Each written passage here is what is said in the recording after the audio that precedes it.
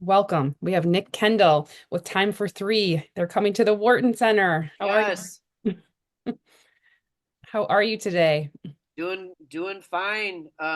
As you can see, well, it's kind of blurred out, but the sun is finally shining. I'm in Washington D.C., so we had another kind of snowfall last night. But we're doing okay. It's a positive vibe right now. It's good. Yes, I so appreciate your time. You guys will be in East Lansing on Wednesday, January 29th. Super excited. Have you been to the Wharton Center or We have not been to the ones that I think we've been to East Lansing before, but this was like a long time ago. okay. And definitely been to the great state of Michigan. Spent some summers there. I actually have family in Ann Arbor, Michigan.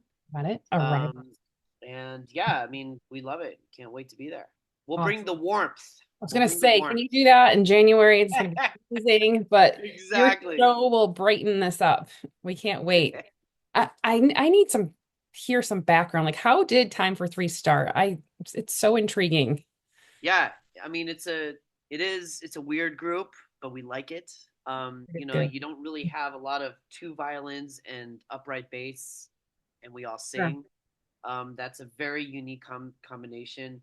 And really, when we first started, it was not about being a band. I mean, we would have straight up laughed at you if if you had told us that this would be our career, this would be a way to support our families. It was literally just an activity of like-minded dudes. And Coming together. at that time when we were getting started, we were at a really hardcore, amazing, but like very focused classical music conservatory. And we, growing up from all the places we grew up in the United States, Mhm. we'd all studied classical music. But in addition to that, we all played in bands.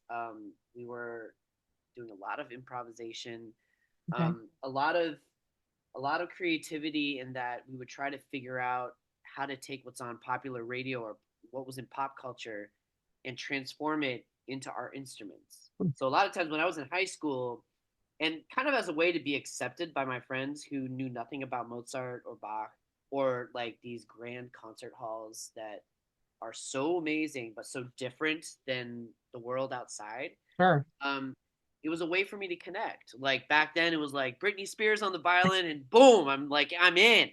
But Time for Three when we all met at conservatory, we would it was a way for us to let down our hair after these intense orchestra rehearsals or Yeah. lessons and jam. It would be a combination of sometimes like borrowing a riff or maybe a chord progression from a Beethoven symphony, but then superimposing something from the radio that we heard, Wow. or like a bluegrass. I mean, like the music of Americana is it's very much, it fits naturally to that of a violin slash fiddle, or Cool. jazz or things like this, or funk, even funk music. I mean, Sure. like the blues, uh, even that genre, really kind of it works well for the instrument and of course the double bass. But yeah, that's the idea. It was just for us to have fun, and our friends, our first fans were our fellow music students who were just like,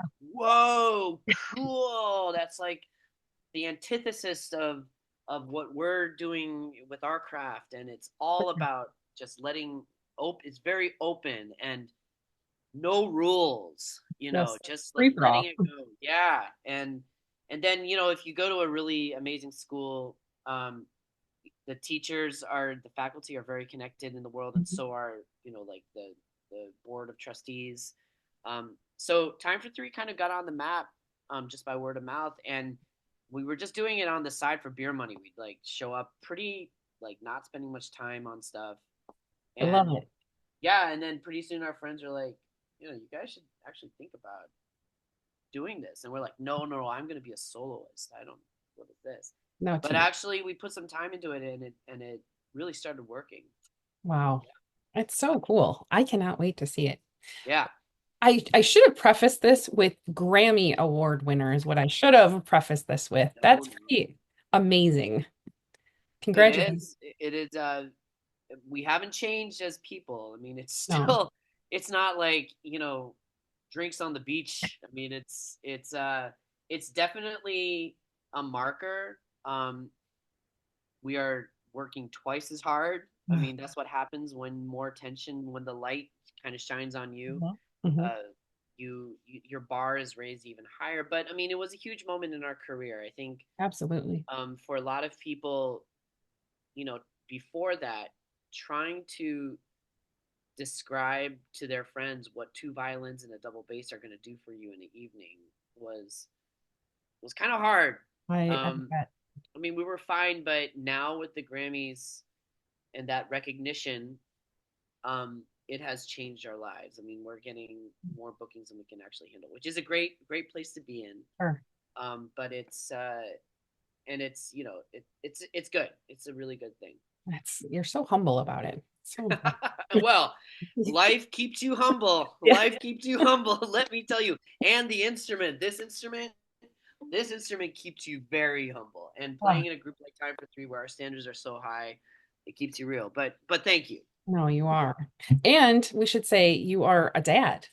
I am. Tell us That's about right. life on the road as a dad and a husband. Ah, it's it makes you dig deep because with the success that we've had, of course, that means we're on the road a lot, and we are my brothers, Renan and Charles, Mhm. from other mothers.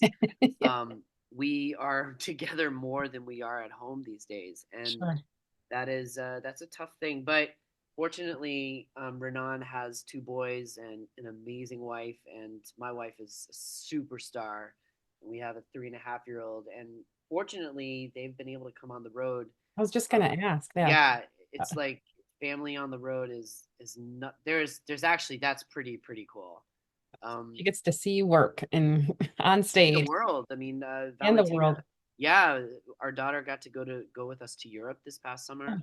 my God. Um, we've done a lot of great things. We were trying to. We went to Taiwan and Shanghai in September. Oh my God. My wife and I were thinking about it, but it wasn't quite long enough of a trip to to make Make that it long. worth it. That's a Yeah, long flight. yeah, Wow, that's so cool. Oh, it is. It's fun. also, I just learned that one of the local high schools is going to be on stage with you, Okemos High School. Yes. So I'm actually really happy to hear that.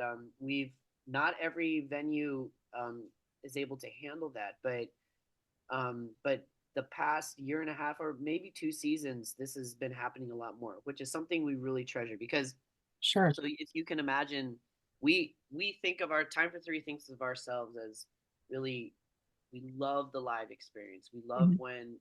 when community comes and to hear us, and we feel like we build community through our Absolutely. music, Hmm. and we love that. But when you're a touring artist, a lot of times you show up, you do sound check, you play a show, you get some Z's at the hotel for a couple hours, and you're out the next. Done. Yeah. So yeah, so it's very That's- you feel like you're hitting all these amazing towns, amazing cultures. I mean, even Yes. within the United States, there's just so much So much. wonderful, amazing diversity. And if you like food like we do, You you go all, barely ever get to experience the cuisine. So oh, it's always felt like we're not, we're just kind of not fulfilling our mission to instill ourselves and do something that's deeper maybe than just come play a show and then out. sure. And so we had this idea. So one of the first songs that we wrote together is called Joy, and it's inspired by Beethoven. And Wow. we wrote about a person that I think many people in the world knows. It's somebody who thinks low of themselves, who has a hard time communicating, feels like they can't communicate. In fact, they have a hard time loving. Maybe they can't hear or see well. Um, but in fact, this person is a genius, and this person has given so much joy to the world. And kind of like the story of Beethoven, um, Wow. we embed in that song a little quote from Ode to Joy, one of Beethoven's most famous choral works. Oh my God. Um, but then we were thinking, wouldn't it be cool if we could write some turnkey, simple parts for, whether it's a high school choir or high school or middle school, and it's actually been really young kids, Wow. parts for string orchestras, who could come and join us, who so they would get the music ahead of time, Hmm. and this has been happening. They get the music ahead of time, they work on it with their teachers and their parents, all to gear up for the show. And we have about, I don't know, half an hour with them on stage, and they come prepared. And then of course for the community, they see their own on Yes. stage as part of the So show. cool. And maybe they bring their families or their friends. Hmm.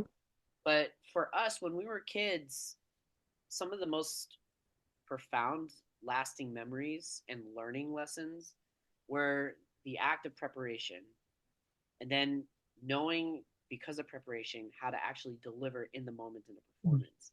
And we feel like it this has been a wonderful way for us to have a more deeper impact in a community, that maybe in their Oh, lives they could always look back to that moment for yes. Oh my inspiration, gosh. and have something in their life that can lead them in a direction they don't even know Oh, exists.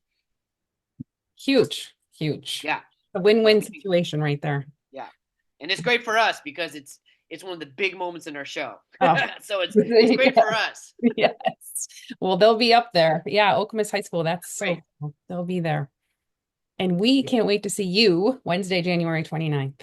Nick, Really, this has really been a looking forward to pleasure. it. Thank Been a you. pleasure. I know you're so, Really, really wonderful. Thanks for this.